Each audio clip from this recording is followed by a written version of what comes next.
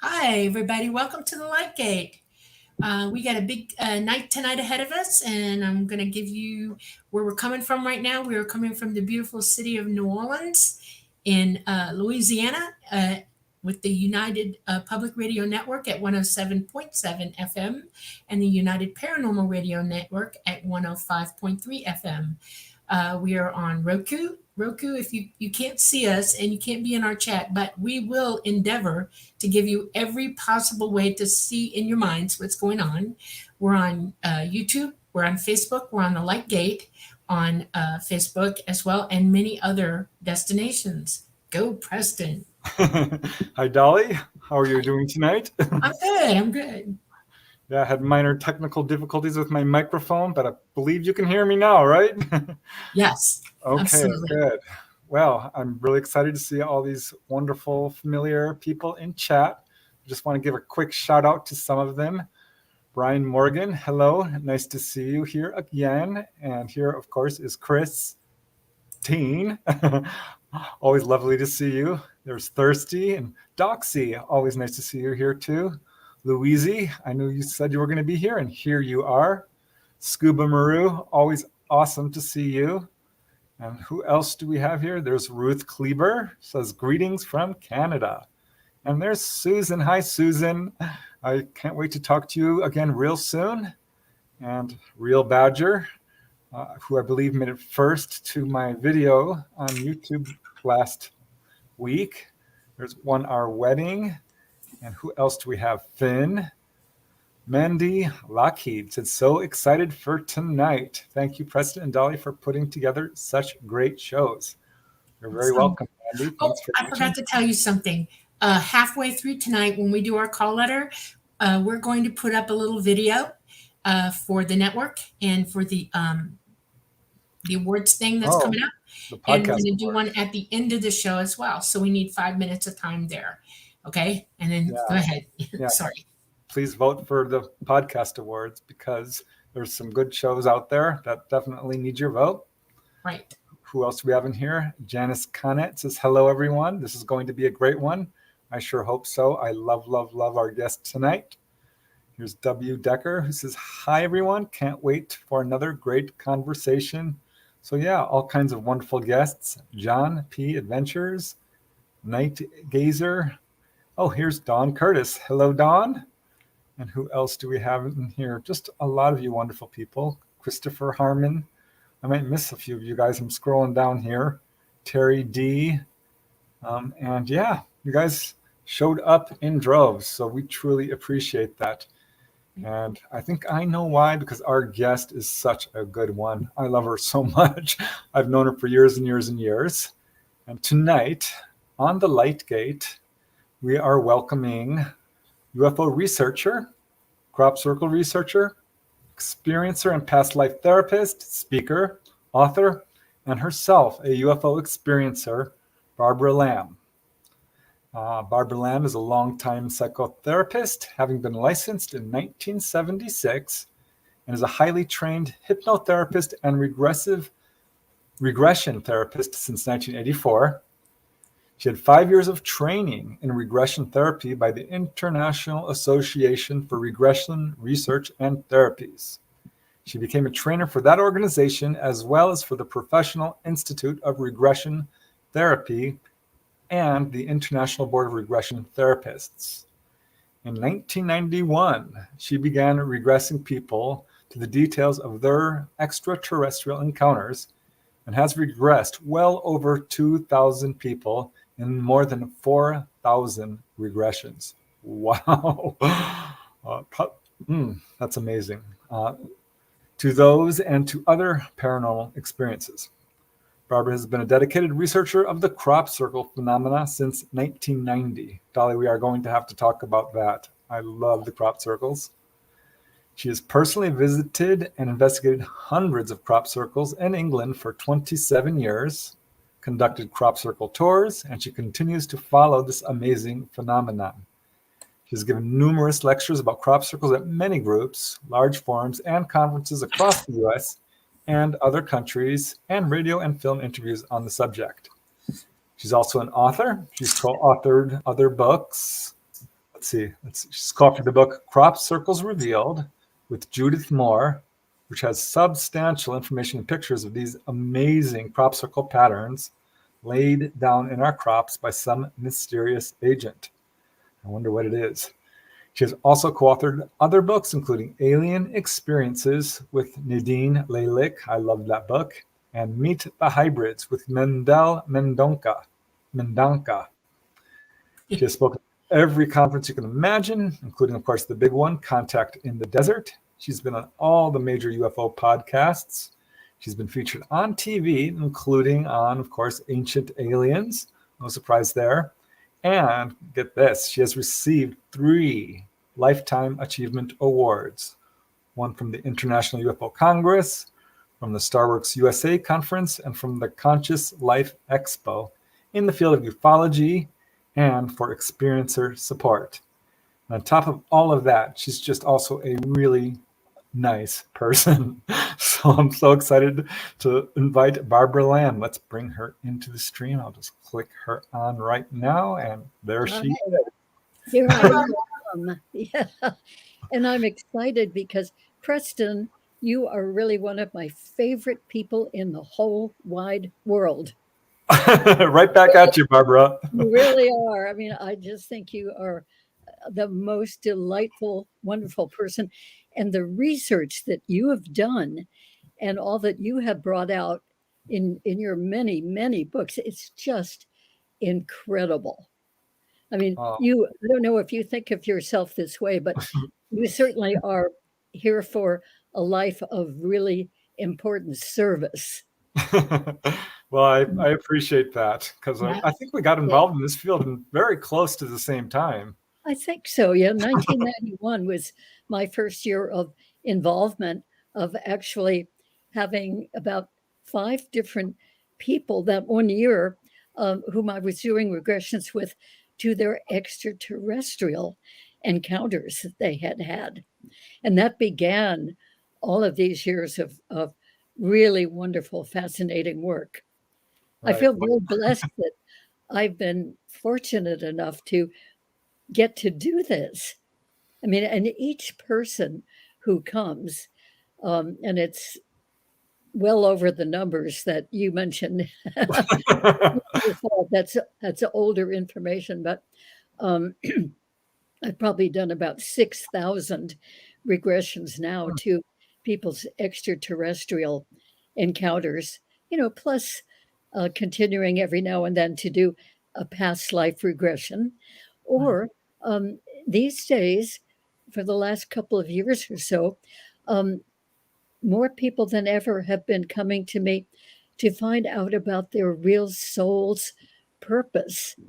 And in other words, they have a sense, many people do, they have the sense that there's something kind of special that they're really here to do, not just to live their lives and have friendships and relationships and work and maybe get married, maybe have children, and always have the original family to deal with. But more and more people are thinking beyond that now and are really wondering, what is that special reason why I came into this lifetime? So that means that more and more people are aware that they are continuing souls, which I totally believe, and that now and then they come into a lifetime.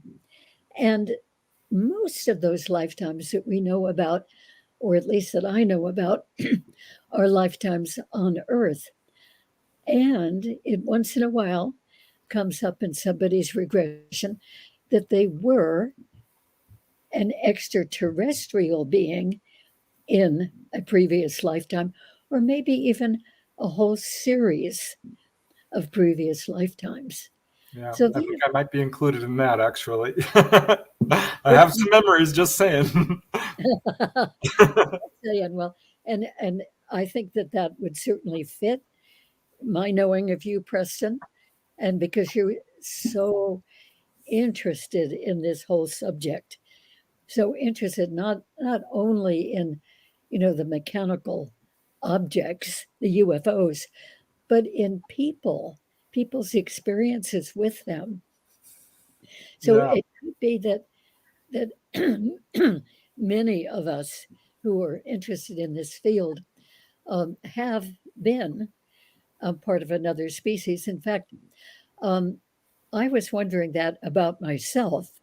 And during the writing of the book, Meet the Hybrids, with, by the way, my wonderful co author's name is Miguel Mendonça. Ah. He's living in England, but point of thing, he came from the Azores, and it's a soft sea in Thank you. Mendoza. Anyway, wonderful, wonderful, wonderful man. And so he too, um, was wondering about himself. So we did a regression to a very major experience that he had had, about 20 years earlier, and, continued to wonder about. It was one of those camping nights, out in the wilderness with a couple of friends and sleeping in a tent. And he got up to have a little bathroom break in the middle of the night and came back, and bending over his sleeping bag in the tent was a great big lighted angel. Nice. And he wondered about that ever since, for 20 or more years. And then we did a regression to that experience.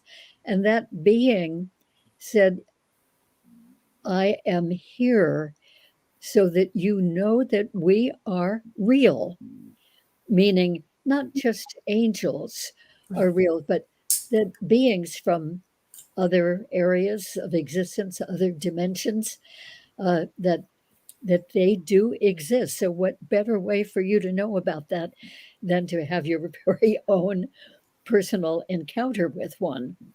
Wow. Yeah. And Absolutely. I frankly think that that has a lot to do with many of the extraterrestrial encounters that happen. That in many cases, the beings want the person to know that they exist, and they want the person to wake up, or wherever they are when the experience starts, to be at least briefly aware of them. And then they may make the person not conscious for the things like floating the person up in the air and across the room and out through the wall and out into space and up into a craft, because we people tend to get pretty freaky about things like that. Yeah. And it's just a lot easier all the way around if they have us not be consciously aware of those details. I think that's why they sometimes return you to the wrong bed or something, just to leave a little clue. Maybe put Right. your feet at the on the pillow and your That's head right. go to the bed or something. You're lying right across the bed.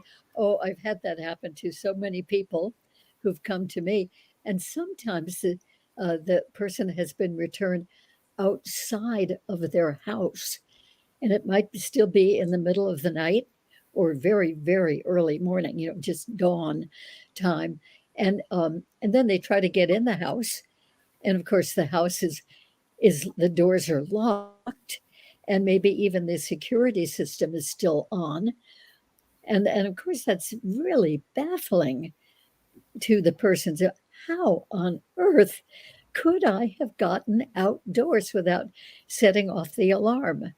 And why wouldn't I remember that? It's So more proof that this is an actual physical experience. People are not imagining this.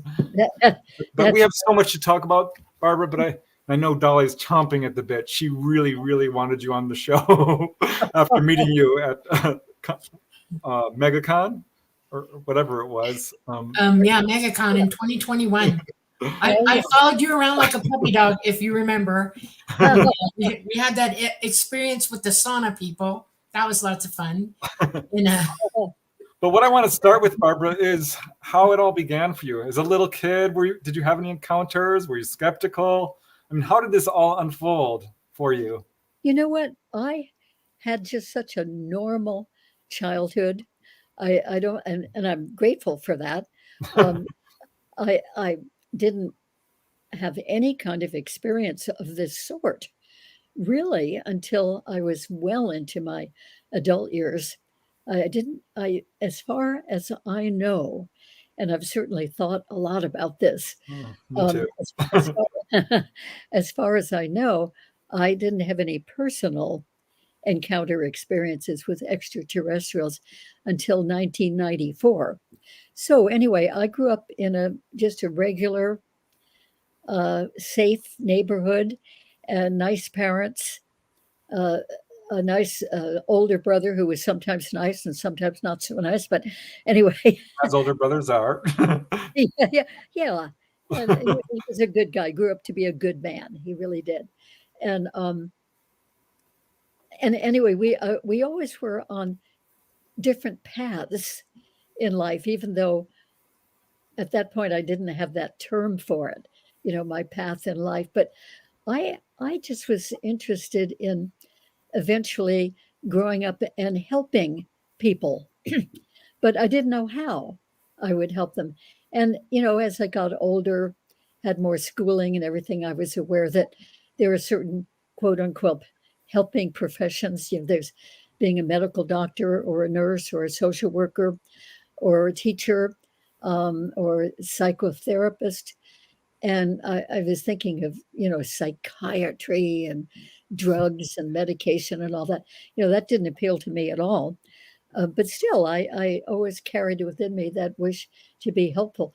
Well, fortunately, after I moved to California from Connecticut, uh, Wow. and, and by the way, I always felt that in moving to California, that somehow my life was really going to open up in a different direction. I just thought, well, it's going to be incredible growth coming along. I have no idea in what area, but I just knew it. I had that sense of adventure. And the reason that why I moved there is because my husband got a job here Wow. in California. And and when he went for an interview and he called me, I was home with our three little kids, and he told me about the interviews he'd had at St. Louis and in uh, Toronto, Canada, and then Southern California. And when he told about the kids playing outside all year in their t-shirts and how you could go skiing, which was our great passion, within a half an hour, you could be up on Mount Baldy skiing. And then the same day, if you wanted to, you could drive another hour or so to the ocean. Yep. And but when he said about the kids playing outdoors in their t-shirts all year, I said, take it, take it, let's go. So we did. So here we are. And anyway, life opened up very much, and I discovered the joys of developing counseling skills and also doing movement as a therapy. So I did those two tracks through the late 1960s and through the 1970s. And by the mid 70s, I realized, you know what? People are really kind of counting on me for some good work here in these two modalities. I better get official here. I better get licensed. So I went to graduate school, became you know, a master's degree person, and then licensed as a therapist. And then it was in 1984 that I discovered, to my incredible amazement and joy, that there was such a thing as doing regression work to past lives. And by that time, I was already very, very believing in past lives because of some spontaneous past life recall experiences. I had several of them, really vivid, dramatic memories. Well, Anyway, I don't got skip over that. I want to hear a little bit about that. we oh okay. Yeah, Well, the just first one was briefly. sure. First one was in 1981. I went on a trip with a group to Egypt, and on the way from the airport into Cairo, looking out at the flat desert, I was just amazed because it was so familiar to me. And I thought, why? I've never been in any territory like this. Why is this so completely familiar? So that was the first thing. And then we were there for about a month. And we went to a temple um, south in the southern part of the Nile and at the Aswan area. And at that temple, I had, oh, a really vivid memory of a whole life of having been there. I mean, it was really detailed, technicolor memories, Wow. and with full of feeling too. And that went on for probably 20, 20 minutes or more. And I thought, wow, what is this? I don't think this is just my imagination.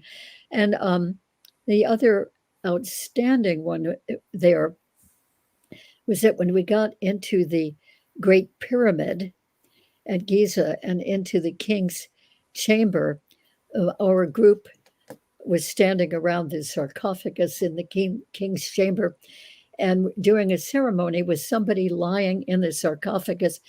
And as we were doing the Om chant for probably a good half an hour or so, I mean, you can really get into a wonderful altered state of consciousness doing that. And we did. And of course, the energy of the king's chamber anyway, all that granite sort of reflecting our frequencies. This is a magnificent experience. And I found myself after a while just doing these motions with my arms.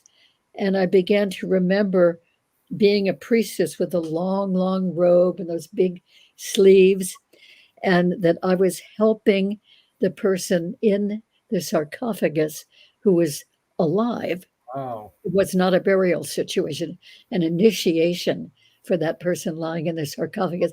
I was helping that person's soul to leave the body and go up to the North Star, which was the final initiation for that person. Oh, I know Dolly's losing her mind right now because she's had a past life memory as a Egyptian priestess or priest. Is that right, Priest, Dolly? yes, in that temple, that very temple you were talking about. And It there are was a temple. niches along one of the hallways in the temple. And I was in a niche and I had a torch and I was wearing a ceremonial headdress on. You know, it was an animal. I think it was the one for Ra. And there was one across from me. I could see him, and there were others up and down, and they were in a procession to go do a ceremony, a lot like what you speak of. Ah, And as they went by, we all fell in behind them and went all the way down into this huge chamber. And there was a sarcophagi, and there were priestesses there. And I remember seeing the ceremony and watching it. I was already an initiated priest, and I had memories of my ceremony as well. And I looked at my hands. You know, it's like when I get in a situation like that and I'm recalling something, I try to um, move my sight to parts of me or parts of my surroundings because I'm trying to see it and yeah. connect to it. And I looked at my hands, and I had very masculine hands, and I was holding that torch. And I remember thinking, "Oh, my arm is killing me," you know? And Right. it's never forgotten. I mean, and I have flashes of other things going on there as well. But yeah, Seems to be a lot of people who Well, recall Egyptian past lives. I worked with a lady, and she was so into Egypt. I could just see it in her. And I have a friend, Neil, who is obsessed with pyramids. I'm starting to pick up on, past lives with other people sometimes. yes, yes. And I'm Well, sure you've regressed people who kind of right. remembered that as well. Yeah, oh, right. And Dolly, probably your final initiation was in the King's Chamber of the Great Pyramid. probably was. Yeah, I remember the pyramid quite Yeah. frankly. I remember a lot about it. I also remember the Sphinx. There's stuff under there as well. Oh, And yeah. there's some real interesting places that they don't tell people about that are all, That's right. underground. I also remember the pyramids being surrounded by water. I have very vivid memories of water Ah, yes, everywhere. Yeah, apparently it did had flooded at right. some point, even Yeah, though right now it's up on a plateau, right. uh, Exactly. reasonably high from the river, but Yep. from the Nile, but it wasn't always that way, that's for sure. Yep. So anyway, that was another vivid experience of being this priestess, and it was my actually the second incarnation that I revisited for a bit of time on that particular trip, and then after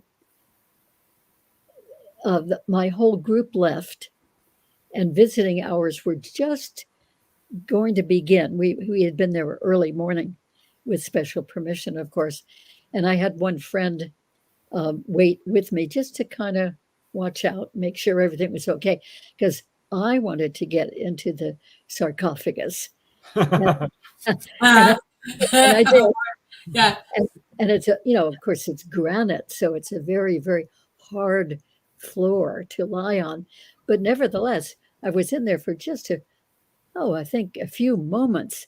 And then I could feel myself leaving my body out through the back of my body and the granite and up and out, and was out there probably for 20 or 30 minutes or so. And then my friend um, was just getting panicked because she didn't understand about astral travel and out of body experiences. So she saw that I was lying there looking like I was asleep, and my body was breathing, but I wasn't responding at all. So finally she was yelling and actually taking her camera strap and leaning over into the sarcophagus, hitting my body and yelling. And that started to bring me back, Wow. into my body. And as I floated down, I heard my friend's voice on one side saying, "You gotta come back. I don't understand this. What am I going to tell your parents?" Which was really cute. And she knew my parents because we had been childhood friends. Wow. So, and then I saw these flashes of light on the other side and heard somebody speaking German as I was floating down, and then sort of sank back into my body and opened my eyes. And I saw my friend who was still yelling and hitting me. And the other side were two people from Germany who were taking flash pictures of me in the sarcophagus. And so that's what all that was about. Oh, But wow. anyway, that was a great experience. So I had a couple more experiences in Egypt that time. And then I went to Peru a couple months later and had two very, very vivid, sudden, um, detailed memories. And it was one of those that really, really caught my attention and thought, you know, I need to do something about this. And that was that I was climbing that extra peak that you often see in the photos of Machu Picchu, Yeah. the big sort of a conical shaped mountain in the distance. That's called Huayna Picchu. And I was climbing that with a group of people. And at one certain point at the trail, which is right near the edge of that mountain, I just froze in terror and could not move. And other people came up and went past me and on up the trail to the top. And I really wanted to go to the top, No. but I just couldn't. I was terrified. And I kept saying to myself, what's the matter here? I mean, you've climbed plenty of mountains. You've been at the edge of cliffs. You've been at the edge of that huge volcano in Hawaii, and you're careful, but you're not frightened. What's going on? And finally, my companion had to come down from where he was higher up in the mountain, take my hand, and pull me out of that spot. And then I was okay. Well, when I got home from that experience, I just sat in meditation one day thought, what the heck was going on there? And what I remembered was like a spontaneous regression. So I didn't even know about regression yet at that point. I did it. I did one, and and realized that I had been a young, dark-skinned man with very straight, dark hair, and with kind of a loincloth and leather sandals on, and that I was running up that peak. And at that point, where in this life I froze in terror, an enemy young man had been chasing me up that trail. And right at that point, which was the edge of the cliff, and there I was. And he lurched forward with a knife to stab me. And to avoid that, I lurched backwards and fell off the cliff and fell a whole mile down to the rocks on the Urubamba River down below. So that somehow, the trauma of that past life, which was probably at least hundreds of years ago, that apparently still got carried over by my soul. And Yeah, that showed seems up to be when the I got to pattern. a Yeah. particular place. Yeah, the other one that happened at Machu Picchu was not traumatic. It was very interesting. I was a little girl, short, stocky little girl with straight black hair and darker skin, and just walking across the big lawn there and knowing where my home was. And I actually, when I kind of came out of that memory, I went and checked it, and what I had remembered as a little girl turned out to be there in reality.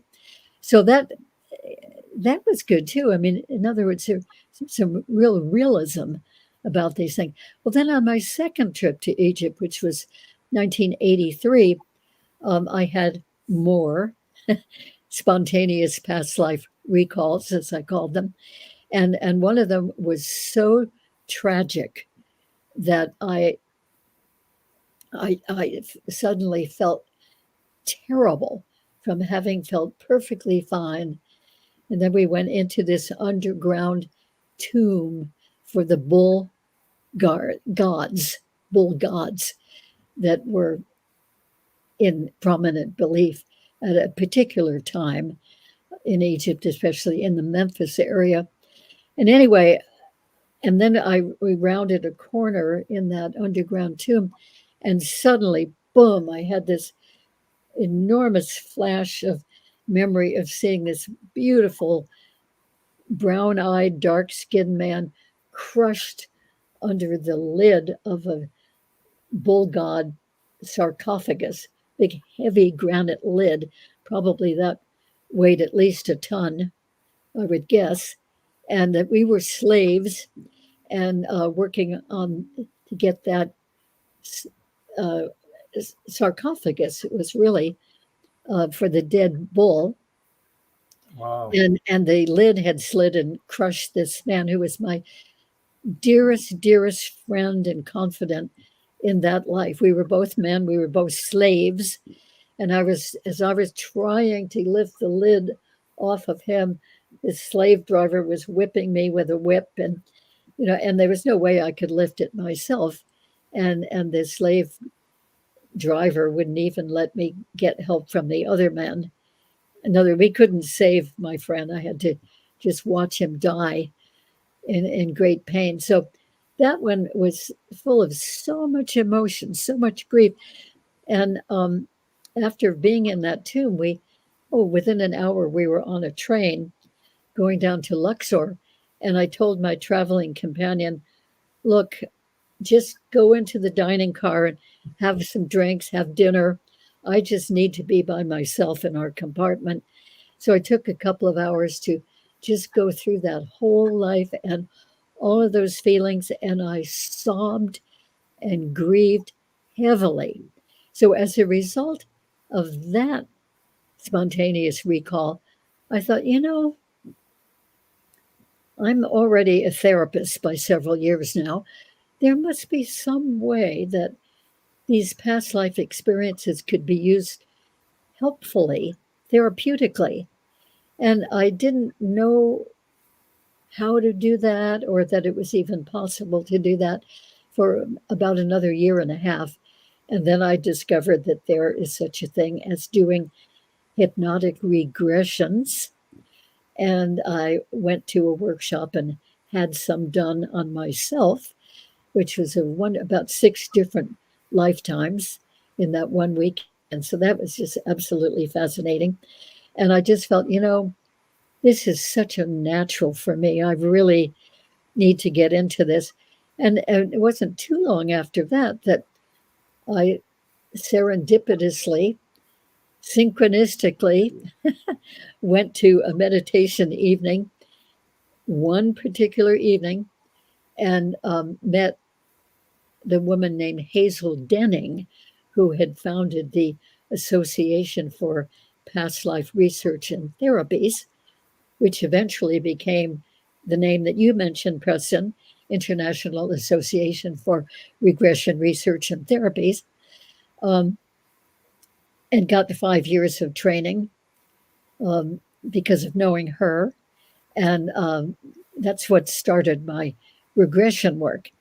But it wasn't until 1991 that the first client came to me for that particular reason, because she was having enormous trauma and distress from having these really unusual, unhuman visitors very often in the night. And she had a real sense that she was taken away for a while with each one of those experiences.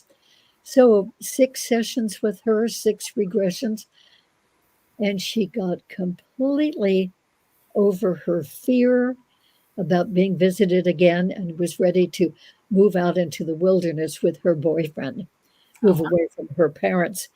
And so then I thought, wow, this is really helpful work. I'm open to anybody else coming if they ever would. I didn't necessarily think they would, but a few months later, another woman came for the same reason, and then another and another. So there were 5 people that first year, Well, so 19. what were you thinking? I mean, like, because this is kind of your introduction to the whole idea of extraterrestrials. Yeah. We were thinking, oh my God, people are being taken. Is this, I mean, how did you feel about that? Well, I had a mixture of feeling. Mostly, I think, I was fascinated. And I had many years earlier seen the movie E.T., and I had Ours? seen Close Encounters of the Third Kind, and which many of you have seen probably. If you haven't, they're really, really worth seeing, in my opinion. Anyway, I'd seen those, so I had from, oh gosh, uh, 10 or 11 years earlier, I'd had a feeling of, oh, wouldn't it be nice if there really were other beings, other life forms out there in the universe? It would be shocking to us, but something special about that idea.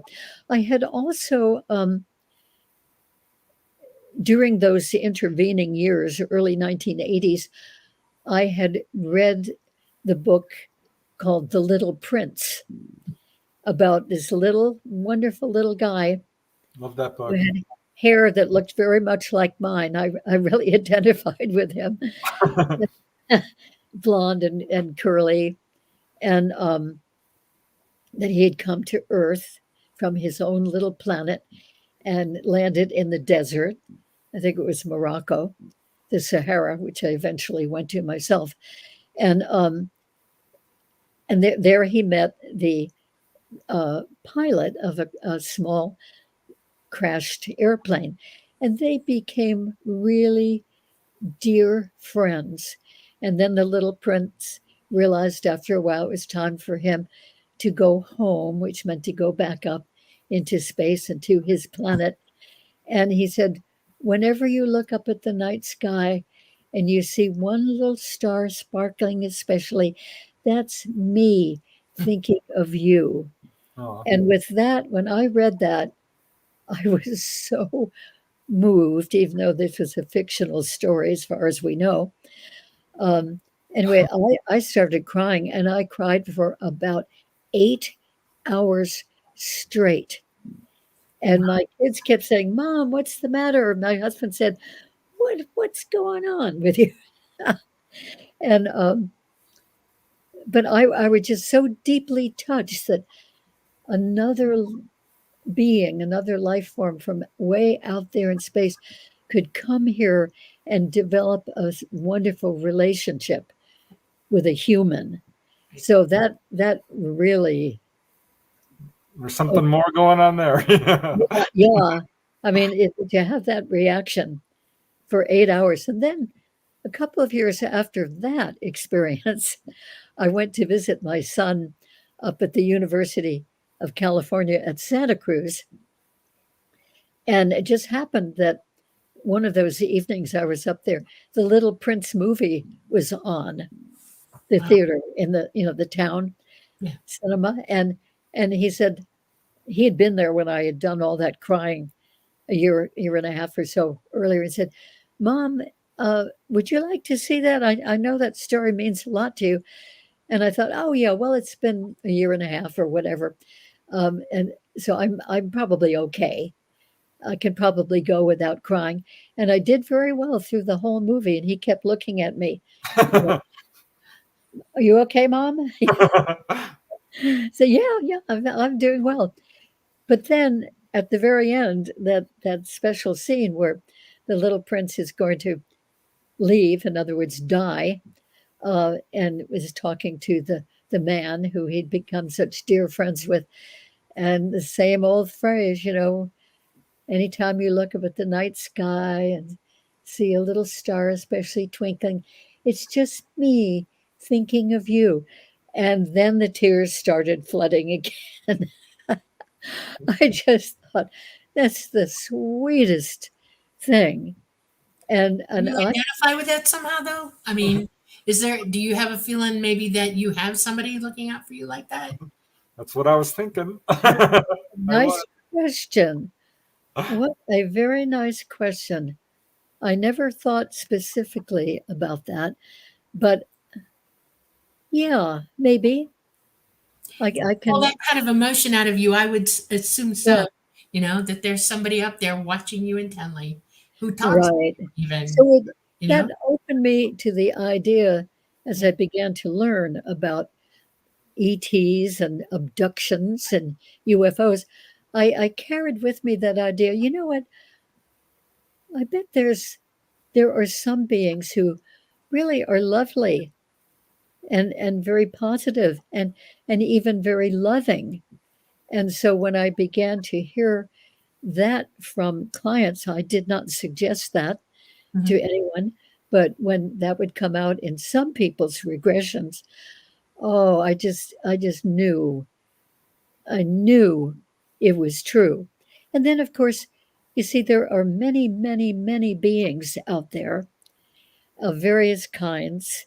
They certainly are different sizes, shapes, looks, and everything. And they have different agendas. So, in the many regressions I've done, um, some of them are not so likable, not so friendly, and they do things with people, a lot of physical examinations going on. But as it turns out, when I'm regressing somebody to a physical procedure of some sort going on, so often there is the component that the beings who are doing those procedures are actually doing something to help the person, Absolutely. Exactly. Yes. Yep. although it That's doesn't what I found. seem like it. And Preston, you've written one book, I think two now, about ET healings. And I know I mentioned some cases that I had. I think you put some of Yeah. those in one of your Back books. healing, a heart healing, little kids doing Reiki. But Yeah, they oh, yes. were Yeah, learned by the ET, from the right. ET. So, anyway, I have found and usually do in a regression if somebody finds themselves on a medical table on a craft and there are these unusual beings around them. And of course, that could be very disconcerting and out frightening to Right. people. And so, as the experience is going on, very often I will say to the person, if you want to, you can find out why they're doing whatever they're doing. Right. And all you have to do is ask them. Right. You can ask them out loud or you can ask them with your mind, and they will most likely answer because that's what happens in most of Right. the regressions I've done. And so they ask the question and then they get an answer, and the answer is always very to the point. It's very specific, such as, for example, we are healing your liver, or we suspect there's a problem with your pancreas and we're checking that thoroughly. Or even when they do the dreaded rectal probe that many experiencers complain Right. about.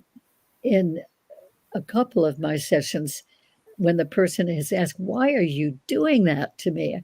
I don't like that." But the beings say, "We're sorry about that, but this examination is the most thorough examination of all of your systems that we can do. So rather than doing a whole bunch of different tests, we're doing this one test because it tells us everything we need to know." And then the beings will sometimes tell the person during or after the exam, tell the person that we detect that you have a problem with a particular organ, and we suggest that when you are back on Earth, you go to your doctor and ask for a test specifically for that organ because we detect some malfunctioning there. And in other cases, instead of just telling the person, they will go ahead and heal whatever the physical problem is.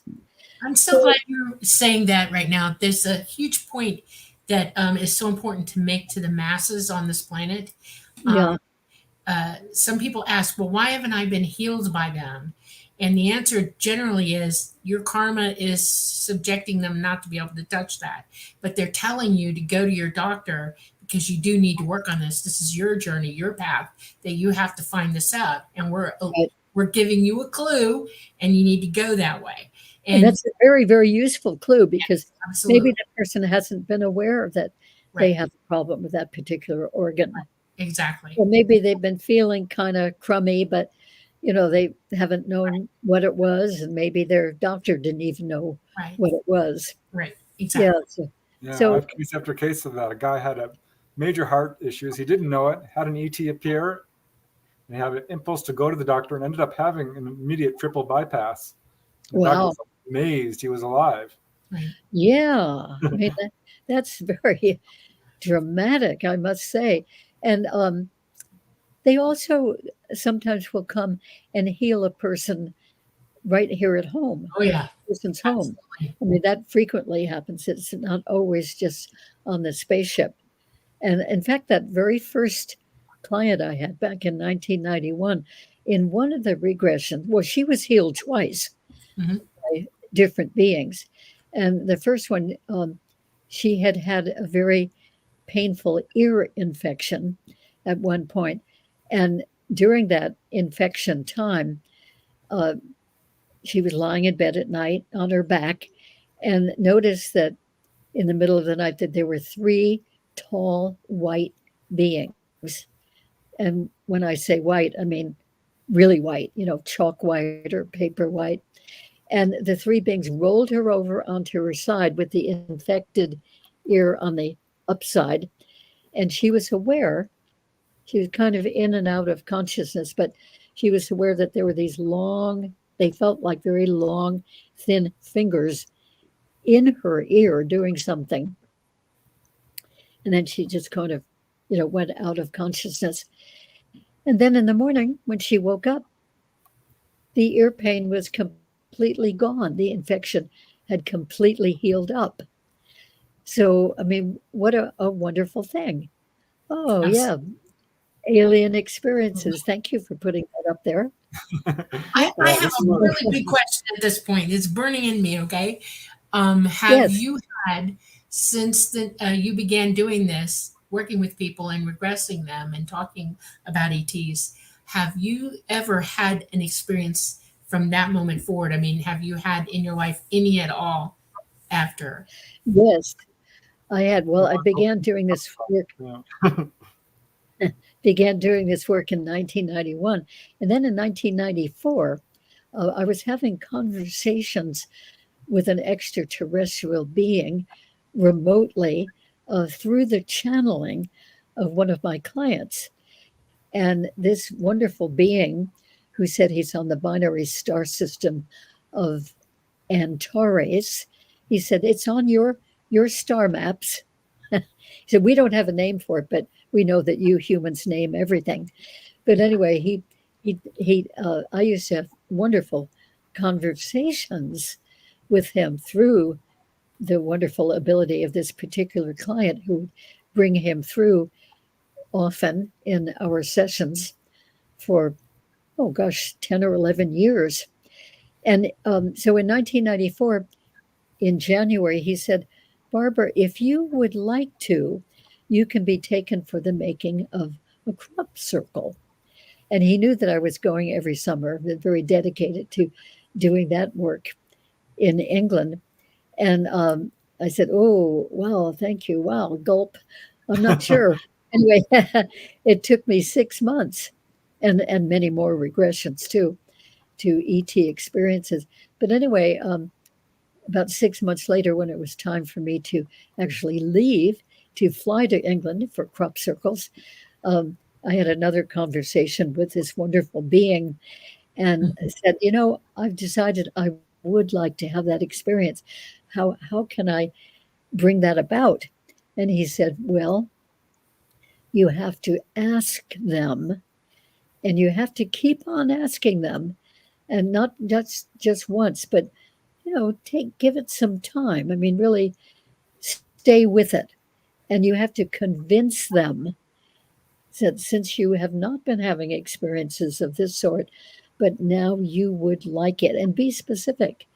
You'd like to be taken for the making of a crop circle. Mhm. So I did that on my car drive to Los Angeles airport for about 45 minutes. I was just out loud by myself in my car, just talking to the beings, not knowing what they looked like or who they were, but just assuming that there was the intelligence, the creativity, the beings who were doing these beautiful crop circles.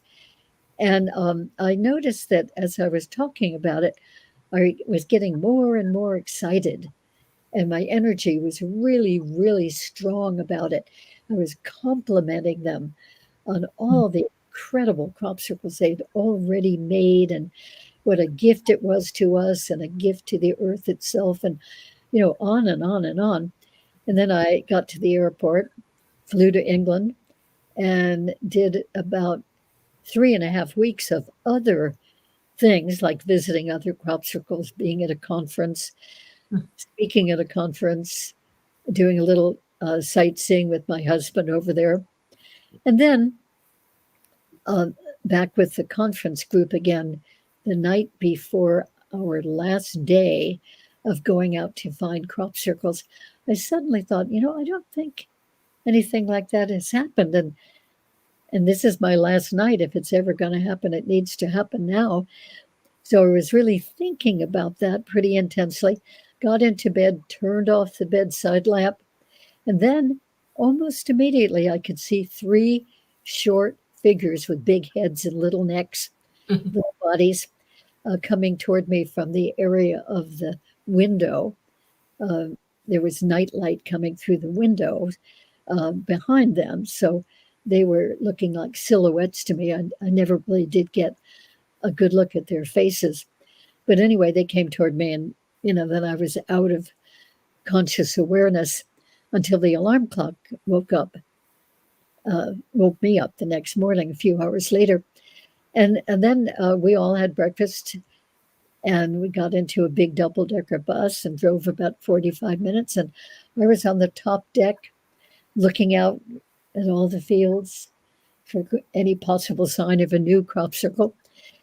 And we went past a field we had been past the day before, and I recognized that field because it had two of those big megalithic stones standing up in it. So it was a familiar field. And the day before, there had been no depression in the wheat crop there. But this particular day, there was a whole area out in the middle of the field that seemed to be depressed. And I thought, oh my God, that could be a new crop circle. I bet it is.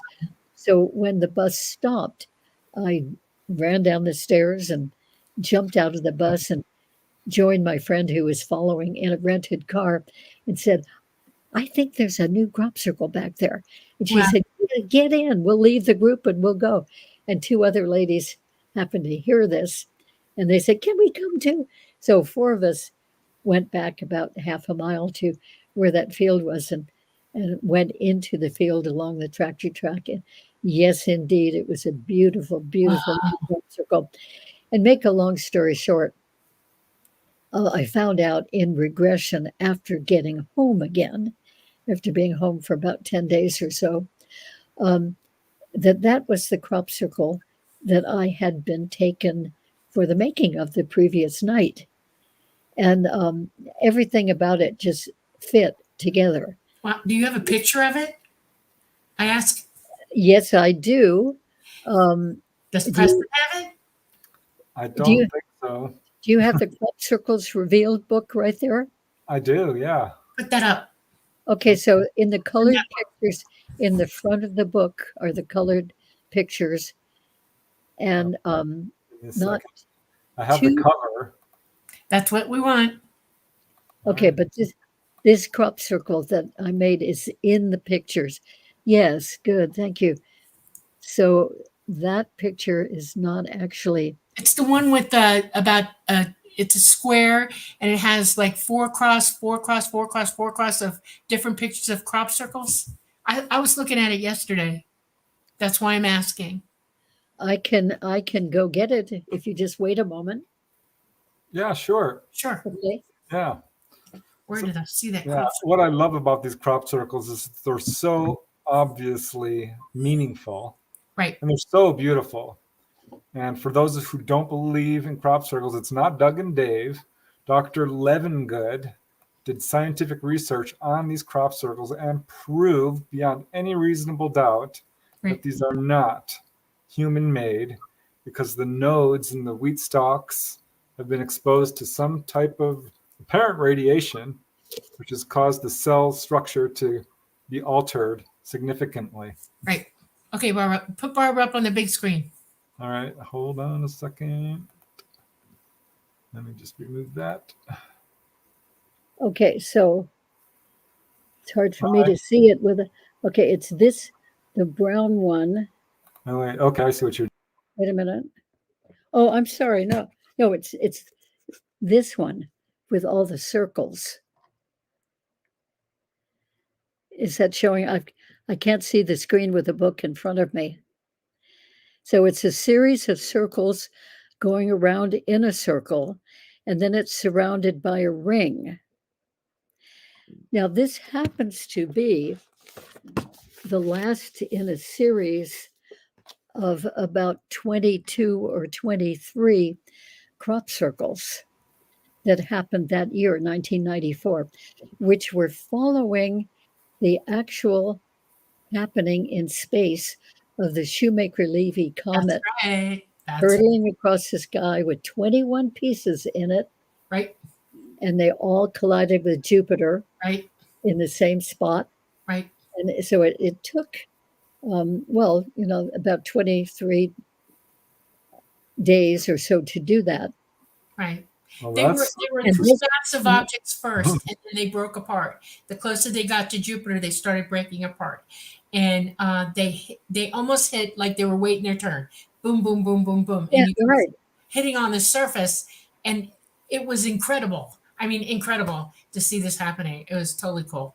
Yeah, Dolly saw it from the UFO itself. They took her up to watch the collision. Yeah, I got to go up. Really? Oh, my God. And I interviewed another contactee who was told by the ETs about Shoemaker-Levy coming and would collide before the scientists even knew. So it's so Yeah. interesting, Barbara, to hear another connection to the whole Shoemaker-Levy incident Yeah. for Jupiter. I Oh, know. that's thrilling. I want to hear about that. And anyway, every time that a piece came and collided with Jupiter of the Right. 21 pieces, Yep. every time one hit out there in space, a new crop circle of that whole long comet appeared on Earth in Wiltshire County Yep. and Hampshire County. It's like they were taking Each stills of time, it. each time it had Exclamation point, exclamation point, exclamation point. That was the intention all the way across the board. Yep. right, and each time the crop circle appeared, it had one fewer circle in it, Right. in its long tail, Yep. because as one would hit, then there'd be one left in the rest of the comet. So this particular crop circle, which I happened to find and be taken for the making of, was the final one in that whole series. That series had started in May Right. when there was a in a very young green, beautiful crop, and it looked kind of like a big insect head with sort of Yep. curved horns, shall we say, flying along the hillside. And then there was another one in July, just before the comet actually hit Jupiter. And then after the very night, I mean, this is so amazing to me. The very night that that impact happened on Jupiter, and there was sort of a round pattern Hmm. formed by the impact, and that pattern showed up that same night as a crop circle in England. And then, as I said, every time another piece hit Jupiter, they'd show another pattern of what was left of the comet Right. and how there was one fewer piece Okay, now left. wait, before you say anything else, we do have to take a very quick station break. And the chat is going crazy, and there's all kinds of questions for you as well, which I would love to get to at some point. Okay. Love you in there. Well, But yeah, let me just take a quick station break and let everyone know that you are watching The Light Gate. I'm Preston Dennett. My lovely co-host is Dolly Safran. Our wonderful guest is Barbara Lamb, author, experiencer, hypnotherapist, and more. And we are live streaming on United Public Radio Network at 107.7 FM in the beautiful city of New Orleans, and also UFO Paranormal Radio Network at 105.3 on numerous other platforms, including, let's see, Facebook, YouTube, Roku, others, Dolly? I'm sure there are others. Somewhere, Mainly somewhere. those. I go completely blank sometimes. They're all out there. It is a massive audience that we are being shown to, and it's amazing. We love UPRN for that reason. We're very blessed to have been accepted into their fold, you know? Yes, and the chat is just going crazy with questions. So at some point, I do want to get some of these questions asked because it's always fun to engage with our audience. sure. But yeah, so crop circles. Did you actually get to see it being made? Well, when I you were didn't. dressed? I heard it being made rather than seeing it because, so in the experience, I was sitting in the middle of a small craft. I would guess that the diameter of that craft might have been about 20 feet. Wasn't a great big craft. Okay. And so I was seated in a barrel-shaped chair, which seemed like right in the middle Right. of that Would craft. be, yeah. And so the floor of the craft was under me, of course, so I couldn't see down through it, but I could hear that Right. right near me at the center of the craft sounding like it was coming from under the floor of the craft. I could hear a big whoosh noise, as if somebody had turned on a very strong fire hose. Yep. That's what it reminded me of, the sound. And so it went swoosh, and then it seemed like that is the whole craft, moved around a little bit, whoosh again, and around, whoosh, all the way around in a circle. And then, of course, I had no idea what the pattern was going to look like, except it seemed like a circle of circles. And then the craft went wee, whizzing around in a circle. It turns out to be the ring, you Right. know. So the outside, and I have always hated amusement park rides where you go Uh, whizzing around. you realize you were in a drone. Did you know that? And I know somebody who has a working drawing and a 3D of that particular drone, Michael Schratt. You should call him and say, or I'm going to call him and say, I want you to call Barbara Lamb and let her talk to you about it because you need to see that. Okay. Because that's Good. Well, exactly what you were I in. never saw it from the outside. You didn't have to. The Yeah, I inside just is saw it it's from the normally a inside. certain way, right? Michael Schratt has pictures of the inside of it, working drawings of it, Oh, and good. I want you to see it. It's And important. Yeah. Preston's wonderful sister-in-law, Kasara, Christine Dennett, I commissioned her to do a painting of Mhm. the inside of the craft. Ooh, I got to see that. I Of haven't me seen that. sitting in a barrel-shaped chair and two barrel-shaped chairs in front of me with a being in each one and a Right, big window going around and the right. control panel, which didn't show up as a control panel until one of them reached out and touched it, and then the craft would do something different. Um, yeah, so it was a very simple plane. I think it was round. It seemed round. They're kind of egg So, shaped, like a little pardon? elongated egg, like it's got a little bit more of a flat back end, and it's like a tic tac that had its butt chopped off. That's what they look like. You're very Uh, cool. And that's a drone. I'm going to oh, send you pictures, okay? Because I have pictures of drones coming out of a craft, and you need ah, to see them. So yeah, okay. Well, it could be. I always thought of it as a craft, a small they are. They're just UFO. drones. They can fit you in them. The AI Grays use them mostly, and but a human being can fit in when I've been in them, and they're kind of cool and they're fun. And they always use drones to make crop circles. They're very fast. They have a job to do. They get it done, and then they take off. So That's interesting because yeah, um, nowadays there are a couple of young men in England who do drone videos yeah. of the crop circles, which is a wonderful, wonderful way to see one. Yeah, it's certainly easier for me these days to see it that way rather than to go in them. Although I went into probably almost 2,000 during those 27 years. That is Went so into cool. Yeah. 2,000 crop circles, but nowadays I'm really happy that somebody's taking good drone videos of the crop circles. Yeah. What do you suppose their purpose is? I always thought they were just kind of a little wake up call for all humanity to say, just get you to think out of the box a little bit. Oh yeah, I've always thought that too. I think there are more reasons than that too, but that certainly is one that persists in me, that they're letting us know or letting us wonder, getting us sort of tweaked so that we think, huh, where could Yeah. that be coming from? Some I of wonder. them have an unbelievable amounts of information in them. Um, Oh yeah, Clearly. Scientists, yeah, astronomers, they're- physicists have actually tried to transmit questions, and some crop circles are absolute dead up answers to those questions. yes. And I find that fascinating that Oh, they me don't too. openly talk about it. They should, you know, I because know. I mean, the governments just don't when say. you think of all that's going on now with the United States government, Right. and there's a little dribbling bit of information, Yeah. but I know.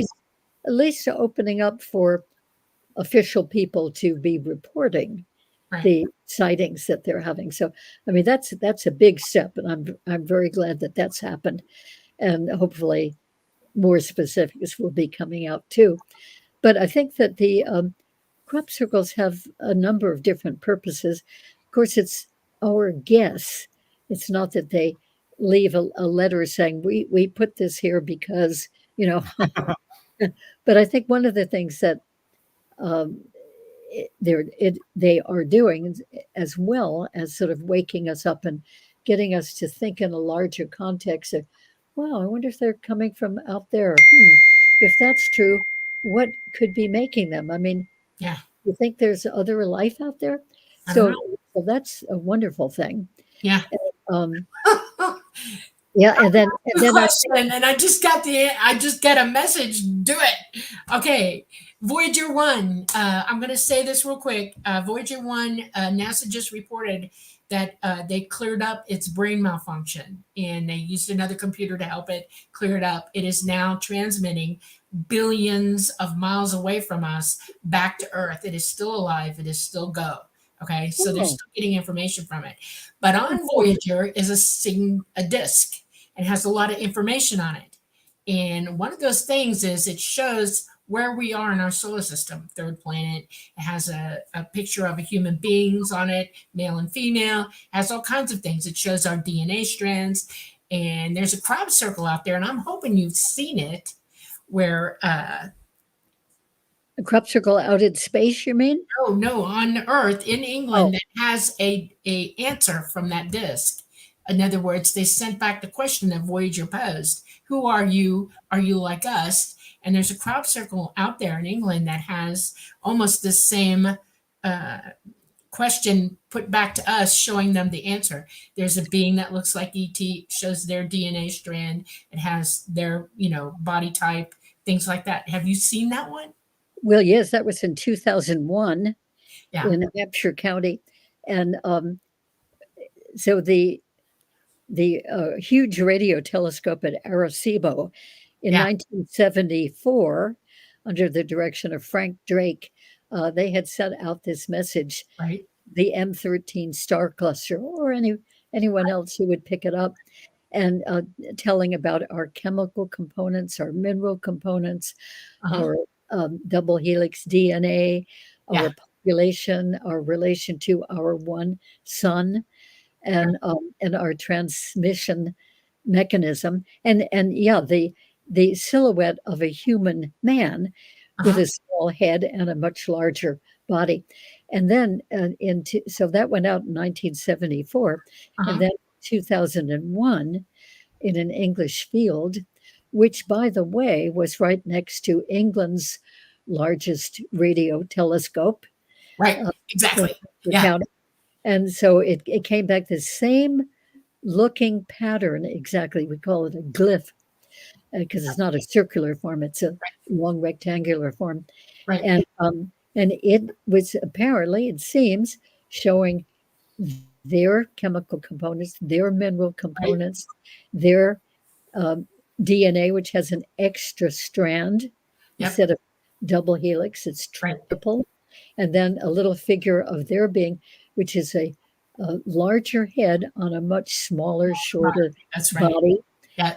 and their planet in relation to their two suns, Right. not just one Binary. sun, Right. and then their transmission system. And that pattern had been a crop circle in that very same field Right. exactly 1 year earlier. Mhm. And 1 year earlier, we didn't know that that meant that that was a transmission Right. system, Exactly. other beings, but um, apparently it was. Yeah. Learned a year later, yeah. So that was one of the most, I think, spectacular and meaningful. Yeah, you'd think people would be jumping up and down. It should have hit the newspapers, everything. They suppressed it like crazy. They don't Yep. talk about it openly at all. And it just unnerves me. And I'm so glad you wrote that book. I really am. Yeah. Because Well, it's important data, you for know? those of us involved in the whole crop circle Yeah. fascination, that crop circle was just marvelous. I mean, for me, it it, it was a proof of kind, Yeah. uh, of sentient, intelligent beings who had very high technology, you know, honoring the symbol that we sent out and answering it. Right. And for in a field, Yeah. not hidden away in a building or a library, but just out there in the open where Right. anybody who wanted to could go and see it, experience it, and photograph it. Absolutely. And then it was the next year, 2002, in a different field, but not too far away in Hampshire County, um, there was another crop circle which was equally startling, really. And it was of a typical alien head and neck. And then the alien is Spin. holding a circular disc looking Right. like a CD Right. disc Right. and full of ASCII code information. Right. And that has been recorded. And boy, I think that that message, which I'll mention in a moment, that message is so pertinent right now in history, particularly United States Yes. goings on. So the message I'm paraphrasing, I should have a copy just written right by my computer, but I'm paraphrasing from remembering it. It was saying, um, beware of false promises. Right. We abhor deceit. Right. Um, the conduit is closing, but there is still time. Right. So I think that Short. this Yeah. word, this message about beware of false promises Right. and lies, Right. we And there are abhor, plenty right now. you know, Absolutely plenty. oh boy, And we, the conduit is closing. Literally, I know why. They are not here now. They have bugged out. They cannot be here while we're going through what we're going through. oh, Our planetary system is in trouble. Our poles are shifting. Our magnetosphere has lost cohesion. It's 40% down. We're taking heavy loads of gamma radiation. They can't fly here. It's too dangerous. And they've backed away from us. And there's a short period of time where they will not be here because of it. yeah, What's coming after that is serious. And when they say we have a job to do, their message totally is this, period. Wake up, use your minds, learn all that is learnable, learn to hear the truth, use your abilities, wake up. Mind regression, discern the truth. that's right. Yeah, Because we are being lied to, heavily lied to, and the only way each person is going to wake up is that they do this discovery through their own mind, their own selves. Okay, I can't take you through the process, or you can't really. We can help them, but they have to do it for themselves. Everybody's on their own here with that. and they have to be Exactly, that's the whole willing point. to look at the and That's face the realities that exactly. we've been And it deceived. is a choice. You know, everybody has that choice. We're all autonomous beings. And that's exactly right. And I'm so glad that you brought that up. I'm so glad. Yeah, because it's such a huge thing going on now. Right, exactly. But back to the crop circles, Okay. I think that another wonderful thing about them is that they are adding special energy to the earth. And that's one of the really marvelous things about actually personally visiting a crop circle is that as you walk along the tractor track, they call them tramway lines. Right. They have sort of nicer names for things than many things that we do, in my opinion. Um, anyway, as you're walking along the tramway line or tractor track to get into a crop circle, which is usually out in pretty much near the middle of a field, um, you don't notice any change in energy at all. But when you step into a crop circle, many of us can really feel a difference in terms of the energy. And also, many of us use things like pendulums Mhm. and dowsing rods. I've used dowsing rods for many, many years. And some people go in with electrostatic voltmeters and or magnetometers or microwave detectors. And so there are all these different ways of actually proving that there is a different energy in the crop circle, different than even an inch outside of the crop circle. Right. They change the polarity Very, of the very ground underneath it. specific. Yeah. It's like magnets. They can change, like if it's a negative polarity area, they can change it into a positive one. It's like rocks will absorb magnetism. And if there's a lot of heavy magnetism coming in and it's a negative charge and it's positive coming into it, it'll turn it positive and set it. And they can do that to the ground as well. So you're literally walking into positively charged areas and you feel it. Yeah. Yeah. It's incredible. Yeah. And All right. also, I want to pop up some questions from chat if we could, because we're running out of time. We got a half hour left. Oh, no. Okay. oh no. And so here's a quick one from Doxy, who is asking Barbara, can you point me to an Australian trusted therapist who can do regressive hypnosis? While I believe meditation is revealing more, I'd love to be regressed. I definitely can, with highest enthusiasm. Mary Rodwell. She's I had a her picture ready. Mary is wonderful. She has regressed many, many people and has brought out so many excellent aspects of the whole extraterrestrial phenomenon. And gee, I didn't realize she was that much shorter than I am.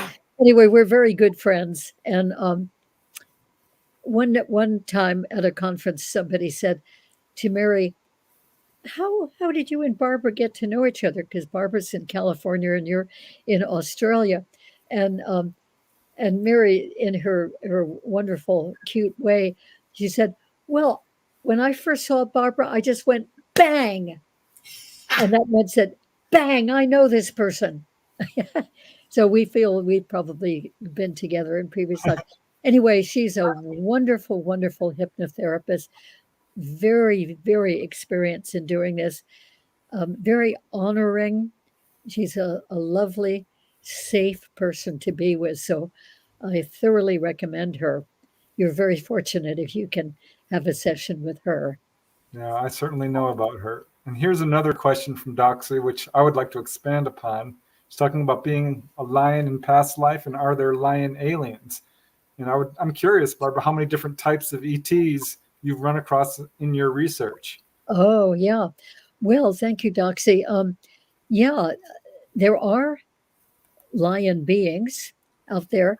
They are called lion beings, but they really have more of a human type of body and Right. size and shape, musculature, etc. But the head is more lion-like. That doesn't mean that they necessarily have a big lion's mane like our earth lions do, but they have that shape of face to some extent and remind experiencers of lions. So we refer to them as lion beings. There are also some beings who look more like a cat. Yes. Yeah. And then there are some beings, the reptilians, who look more like some of our earth reptiles, but they're also upright, 2 legs, 2 arms. Um, let's see, are you showing a picture of that? Oh, yeah, a lion like ET. I see. Oh, okay, good, thank you. Oh, yeah, there you go. Yeah. Got him? Look. Yeah. Yes, I see it. I did talk to one lady who completely described that, and I put it on the back burner until Dolly's like, oh, yeah, I've seen cat-like beings, and I've gotten a few more reports, but it's pretty rare. Yeah. From what Yeah, they're not real out here, but they do show up. Yeah. I don't think as far as I know, of course, I don't know everything, but as far as I know, they're not so likely to be visiting people. Right, exactly. And yet people have seen them. Right. I've had clients who have reported seeing them on a ship, but they're not in direct relationship with them. Maybe there are some people who are.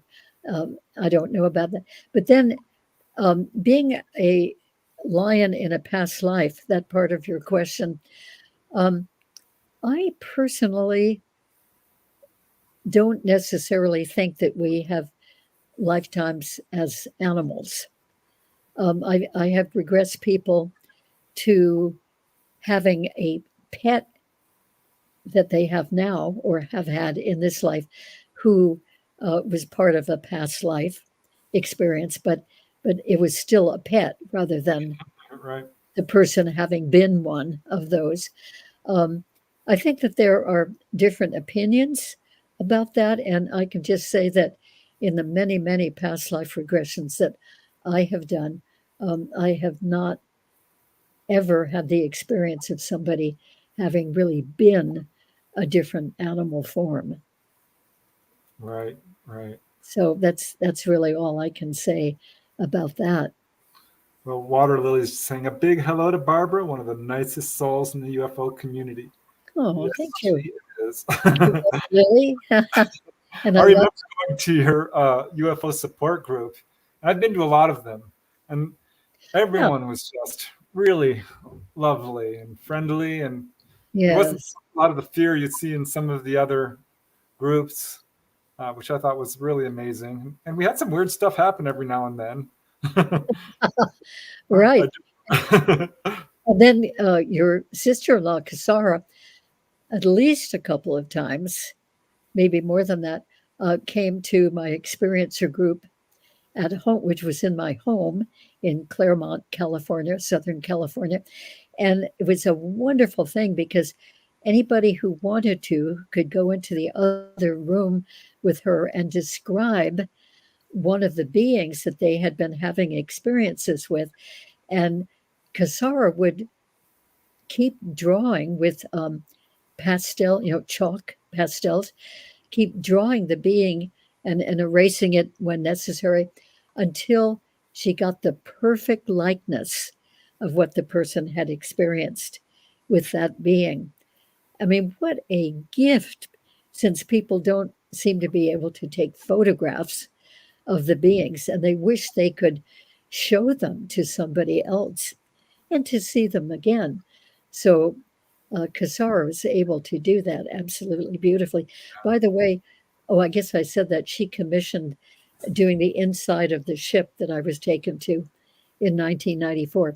Oh, and I want to pick up on that thought again, too, that after that experience of going for the making of a crop circle in 1994, then it was just 3 years later that, to my surprise, because I hadn't expected to have any more experiences, to my surprise, my car and I were taken on one of the major Southern California freeways, I was and going to ask about this.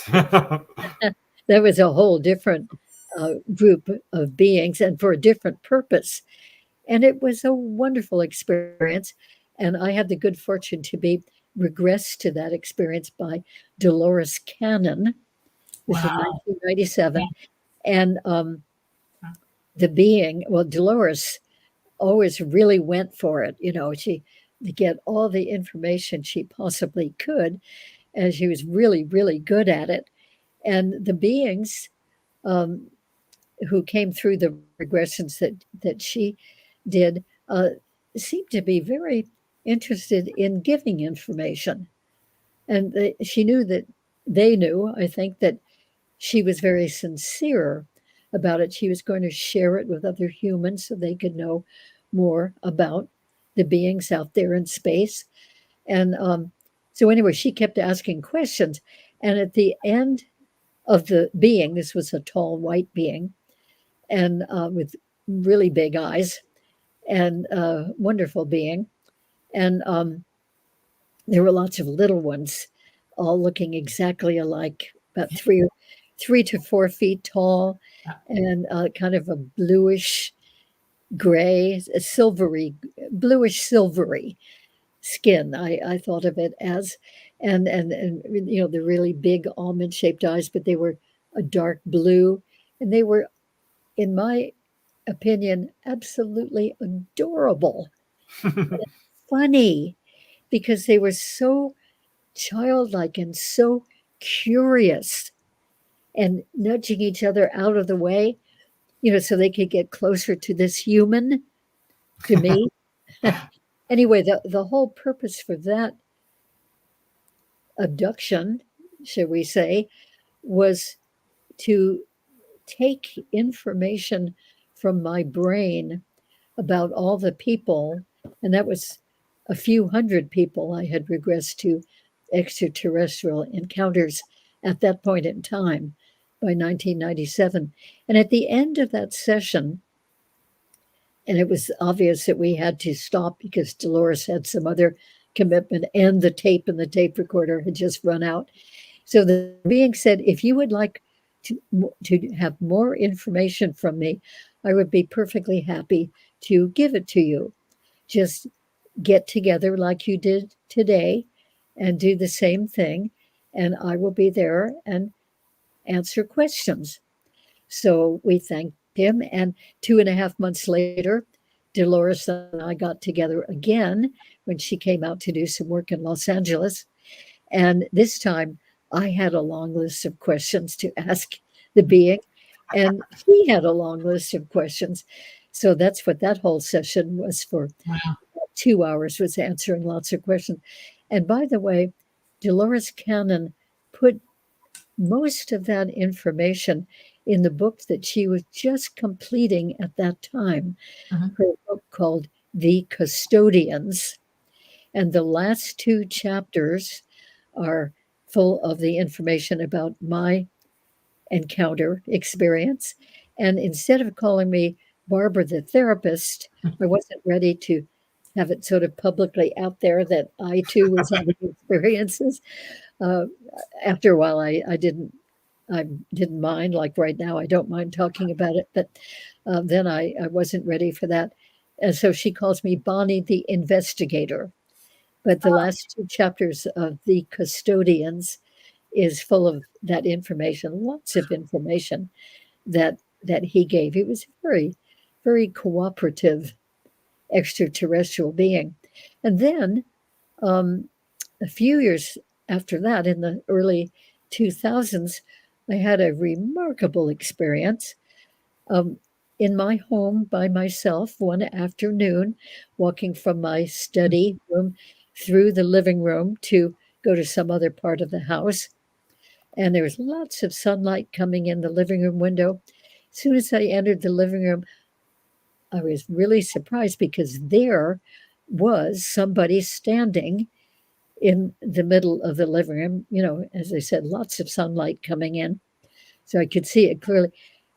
And not only was I surprised there was somebody there, because I thought I was completely alone in the house, and I keep the doors locked when I'm alone in the house.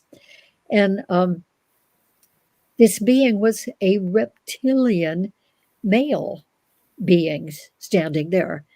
So that was all a real surprise. And even more surprising was that he impressed me as being just such a nice guy, even though I had heard some kind of somewhat disturbing and scary about reptilians from some of my clients, and about some nice reptilians from other clients. But anyway, this guy just seemed like a wonderful guy, just so friendly and safe. And I went right over to him. He had his hand out for a handshake, and I took his hand and held that hand in the handshake position for the next several minutes, during which he was talking to me. And I realized later, I didn't hear any voice. He was talking to me telepathically. And that meant that I had the ability, which I had not known about, to understand Right. what his thoughts were, to hear them just as if he had been speaking them with his voice. And anyway, he said that he was there as a friendly ambassador to validate for me for sure, absolutely for sure, that experiences that people have with extraterrestrial beings are real, that they really do exist and they really do come here. They really do have experiences with people. Right. And the reason that he thought I needed validation, even though in my conscious, aware life, I was very, very accepting of the people's experiences and convinced that they were true. But still, this being knew that when I was in another part of the world, I did a lot of traveling in all of those years, and very involved in, let's say, India or China or Tibet or someplace else, doing very different things. That once in a while, the thought would occur to me, when I'm home doing all that regression work, I wonder if that could really, really be real. And it would be just a passing thought. But these beings knew that. What they know about us is absolutely astonishing to me. Right. They know so much more about us than we know about them. We're Yep. trying to catch up, but boy, Right. they're I way had a ahead. similar experience actually. I was expressing some doubt about a case and was called onto the roof of my condo, and a UFO showed up and said, "She's telling the truth. Watch this. This is us. Oh, We're Wendy's good. ETs," and it starts darting around. Yeah, that was my Oh, first telepathic Right. message from the UFO. So I'm yeah, glad. I'm and I glad you got suspect that. that all researchers have a connection. I really do. They do. Yeah, probably. Or why would we be so incredibly interested in Right. this? Well, they're us, we are them, we're all one. Yeah. And that is the absolute truth. And we're all connected. And when you're using your psychic abilities, you can be in contact with them at any time. And all you have to do is ask. And I'm going to Good. pop up another question. I don't know if you can answer this one, Barbara, but probably you could, Dolly. This is from D. Jeskra. Question: if anyone was to reverse engineer crashed ships and use them for negative plans, would ET interfere or allow that to happen? Gosh, we can okay. only I mean, Um, speculate. they have been Probably. trying to back engineer and they cannot build a craft like ET can. And they're nowhere near it.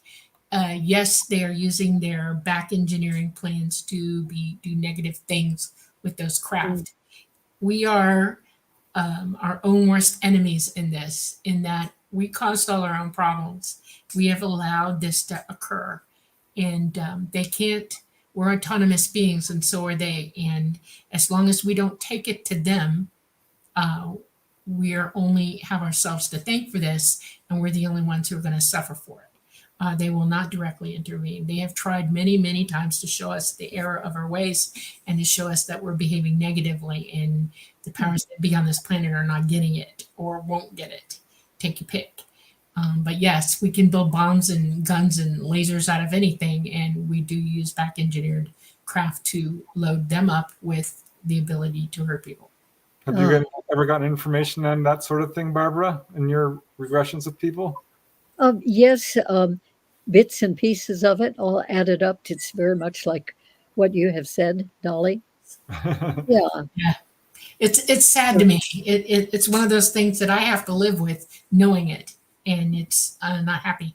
That's why my message to everybody is so um, what's the word, voiced, with as much veer that I can give, is to Yeah. please wake up. Just please wake up, because we don't need to be behaving this way. And as long Oh, as we're allowing everybody to do this, we're all part of this. Whether by direct or association or in un, not doing anything, you're still causal to yeah. the problem, and we have to wake up. Right. Well, I And, want to pop up another question. Sorry, Barbara. this it's this was okay. asked an hour ago, actually. So All this right. is how far behind we are. And Brian Morgan is asking, please ask Miss Lamb, what was her most frightening regression she was a part of, please? And thank you. Okay. Well, I have to honestly say that none of them. I've had 4 experiences that I'm aware of, and they were all completely non-frightening. They Right. were all completely all right. Even the reptilian experience was a good experience. And the 4th one was that I was just sort of scooped up. I didn't see what did it. I was just sort of sucked up through my hallway ceiling and up through the guest room up above and through the roof, and they let me look down on the roof, which I was very interested to do, and then they took me up further, and I was looking down at my whole neighborhood, which was fascinating to me, and then on up very quickly, way up there. This was daytime, and I didn't see anything doing it, but just felt myself being drawn up. And as we were I was way out there, I could see that what I was headed to looked like a big sphere of peachy pink colored cotton candy. Yeah. The texture it looked like. Yep. I've not heard of this from anybody else, by the way, but so it was a complete surprise to me. But it was so pretty in the blue sky, this peachy pink, a great big ball. Yeah. And I went up into it. It was again just drawn up vertically, drawn up into it, and set on what was a floor, although it didn't feel like a hard floor. Yep. And then I could see ahead of me by maybe 15, 20 feet, there was a whole line of beings, about 8 or 10 of them, just went right next to each other. And they were very tall and extremely thin. Right. Their heads were just sort of bulb shaped, and they were transparent. I could see this peachy pink background through them, and once they could tell that I was seeing them, we sort of locked eyes. In other words, then they all started undulating like seaweed and Mhm. coming closer to me till they were maybe about 8 or 10 feet away. And then they started talking. I didn't see any mouths move. Right. The mouths were just tiny anyway, and if even there. And so it must have been telepathic, and they were saying, "Ah, Barbara." So they seemed to know me, and they said, "We want you to know that we are so pleased that you and your friend have written the book you have just completed." And that was the Alien Experiences book, which completed in January of 2008. And they said, it's time for people on Earth to know that there are many of us in Right. existence, and many, many of us are aware of Earth and you humans on Earth. And it's about time for those of you on Earth to start knowing about us. And they mentioned that phrase, it's time. Right. They mentioned that Yep. over and over again. To make a And dimensional jump, Barbara. what's that?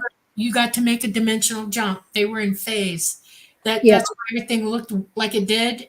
You were in outside your own dimension. They had pulled you up in broad daylight in dimensional out of time space. So you went up. If you had looked at yourself, you would have looked the same way. You would have actually Well, seen yourself that way. I have always felt that I went in my astral body No, rather than my physical body. you were physical. You were dimensionally phased out of this dimension. In other words, they Oh, came and physically pulled you up, but you were brought up in phase with them outside the dimension. That's why they were kind of see through and ethereal, and the ship yeah. looked peachy and puffy and all that. That's so they don't get caught pulling you up, and they kept you out of space time while you were there.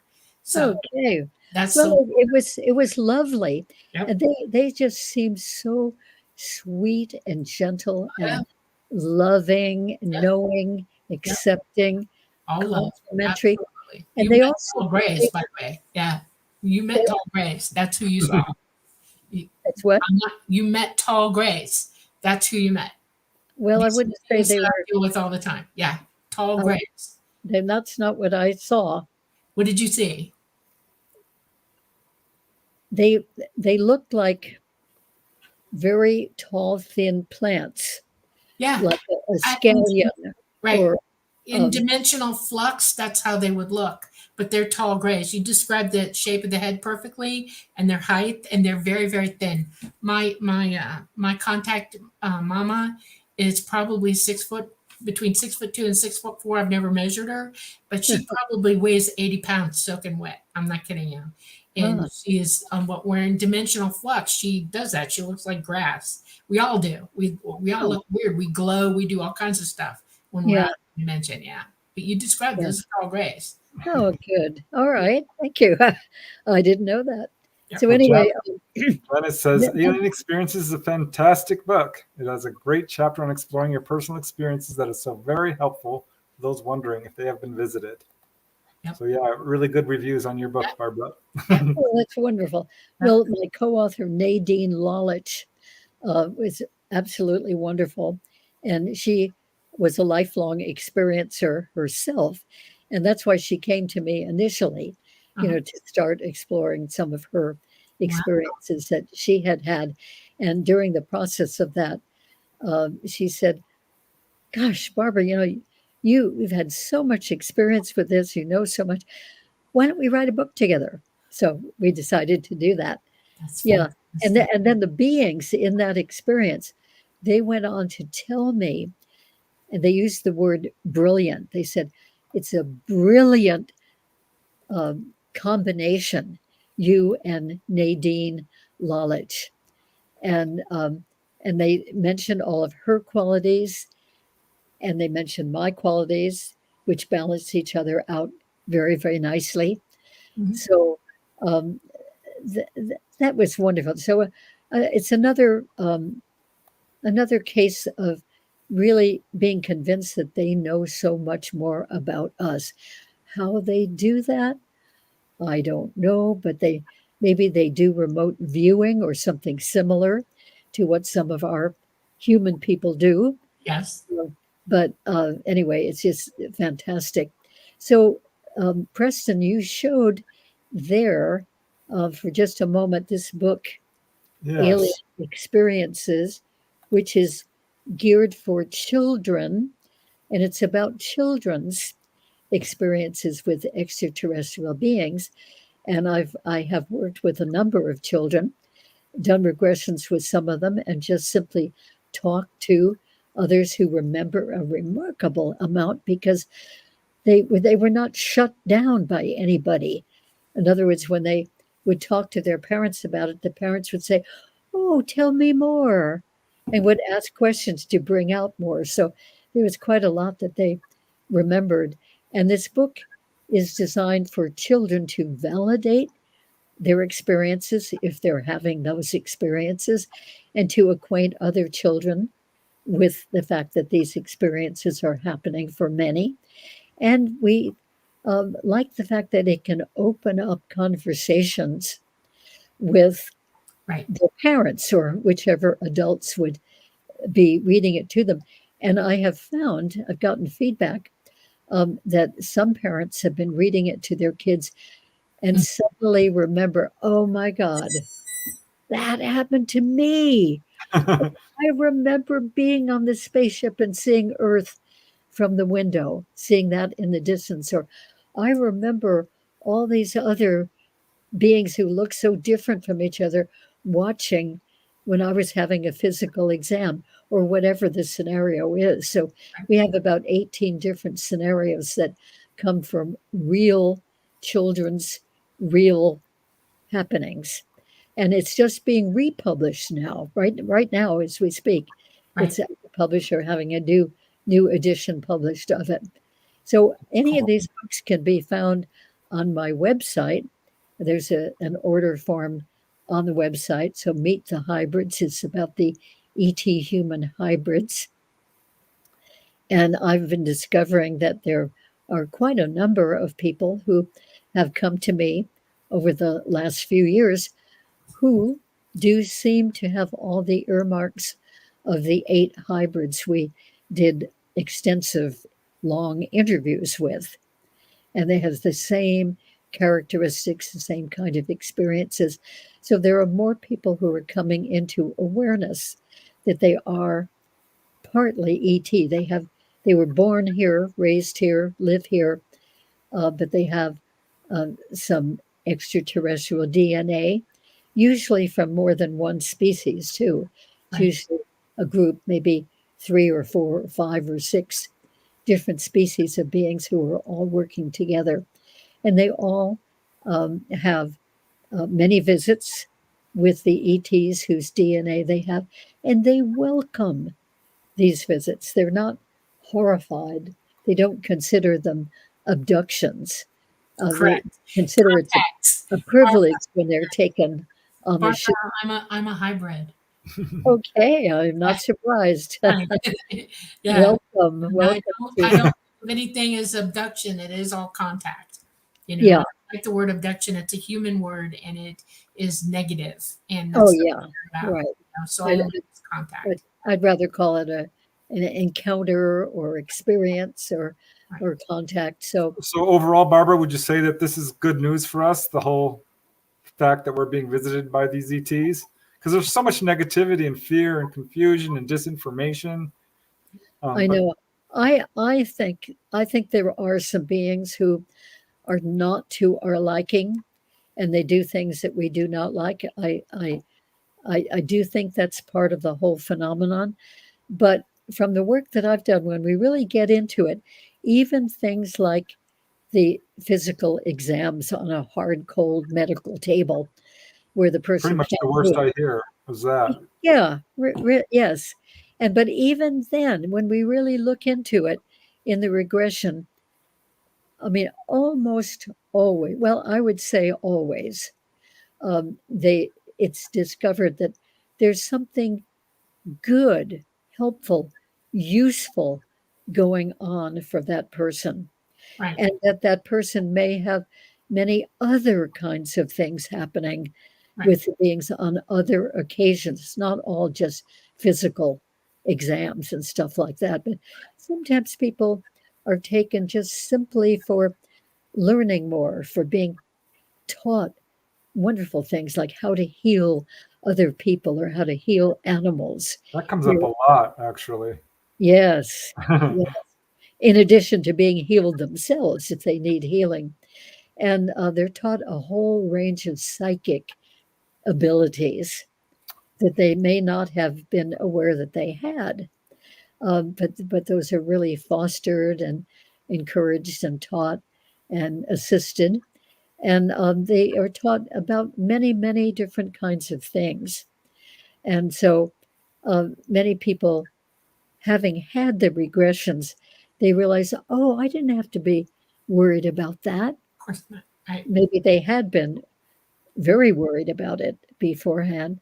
And but so often they find out, wow, that's amazingly helpful or amazingly good. I never would have thought that because I think we have to acknowledge that it's so understandable that when people are waking up at night and there are unusual beings in the room, of course that They're going would to be ask questions every time. very frightening, very frightening. I What's mean, going on? Yeah, I exactly. would be too, Right. but Everybody should. often, Yeah. and then to be um, paralyzed, to not be able to move or call out, that adds to the fear, and then being levitated up off the bed and across the room and realizing you're off the ground and what's happening, what are they doing, where am I going, who are they, and they look so different than we do, and gosh, I totally sympathize with people who have those experiences and have not learned about what actually goes on in the Exactly. experiences. Because there's so much going on that really Yeah. is helpful and useful, Yeah. Yeah. likable Well, this even. is why you're on my short list, Barbara, of really good researchers out there. Because people Exactly. ask me, and I'm not going to name names on the bad ones, but some are absolutely on my naughty list. Yeah. I mean, they really Right. are. I know. I know. Well, Your I, research I matches exactly what I found. It's pretty much yeah, exactly. Yeah, it can be very scary, Yeah. especially in the beginning. yes, But I don't think they're out there to hurt you for the No, not at all. vast no, majority of No. cases. or to even scare us, Exactly. but they do scare us, and It's normal. We're I taught to be afraid, so that's one of the reasons why. You know, we live in a well, society that absolutely breeds it in us deliberately, and Well, you know, I think you've got a really excellent point there, Dolly. yep. And we're in a culture that loves, or at least a large Be portion of it, scared. Yes. loves scary things. I mean, Yeah. many people will go again and again to see a horror movie or ones about war or killing or crime or, and I mean, Yeah. fear and domination and anger and all that stuff is just, unfortunately, in my opinion, unfortunately, Yep. it's part of our culture. Yep. And the more something is scary, the more it tends to sell. Right. Exactly. Just Yeah. like 100%. newspaper headlines, and that used to be a really big feature, I think more than now, Right. because we got the internet and movies and everything. But it used to be that the newspapers would put out some scare headline, and then everybody would want to go run and No, get it's a that it's a copy. habit. It's a habit. It's a bad habit. You know. Yeah, so we've Well, we're been getting to our last few minutes here, so I want to pop up maybe one more question or Okay. two. This is from oh, Red Peanut. How do they make crop circles? well, what a wonderful question. I can't give a definitive answer, but we have theories. And one of the theories is that there is well, people have actually seen and photographed one way, which is that they see a beam of light coming down, especially in the nighttime, but it's even been seen late afternoon in England by one fellow. They see a beam of light coming down, and they'll follow it up, and they'll notice that there's some sort of an object, a craft up there that the beam seems to be shining down from, and it's shining down into a field. And there have been witnesses that have even watched the beam of light sort of spinning and swirling around the crop. And then after that's gone, or maybe the next day, they'll go by that field again and walk out into it and realize, oh, there's a new crop circle. So that's been witnessed. Right. It's also been witnessed being made by balls of light. Right. There's They been do use light technology. That's exactly what they use. They also use electromagnetic light technology, and they can build an array, a light array, and they drop it down magnetically, and they punch it like you punch paper. You make an impression with huh. this, with a seal. It's an electromagnetic seal, and they drop it down, and it does it for them. And it's prearranged. They know what they're doing, and they drop it in light. You can see it. Oh, they definitely know what they're doing. They're Yes. wonderful artists. Yeah. And then there have been people, like a whole big group of people in 1990, I think it was, when they were out at a field, all kinds of cameras and recording equipment, just everything, as high tech as they could get in 1990. And they in the dark of night, they could hear sort of an electronic sound coming from over there in the field, coming closer, closer, closer. And it stopped out in the field in front of them. And then it retreated a few Mhm. seconds later. And then when daylight came, they noticed that there was a new crop circle right there Yeah. where it had stopped. So sometimes people can hear Right. You it. can hear electromagnetic resonance. Yes. Yeah, yeah. Absolutely. We're at the end of our show, so we've literally got like 1 minute left. Barbara, do you have anything you want to tell the audience about where they can reach you or upcoming events or anything Oh, like that? sure. Yes, well, wonderful. I'd like In to 30 acquaint, seconds. acquaint you with my website, which is barbaralamregressions.com. And that's where you can order the books. You can send an email from that website to ask about having a session if you would like to. Um, Also, I have a YouTube channel, my own YouTube channel now, which is Barbara Lamb ET Regressions. Cool. YouTube, Barbara Lamb ET Regressions. Okay. So, And we have all that in the show notes too. Yeah, So we do. oh, We'll have okay. it on this. well, You thanks, have to come Barbara. back. You promise to come back? Say Oh, yes. I'm sure I'd be happy Okay. to come All back. right. We're going to work that out. Okay. All right, we have to close the show in 30 seconds, Dolly. I know I'm on the button.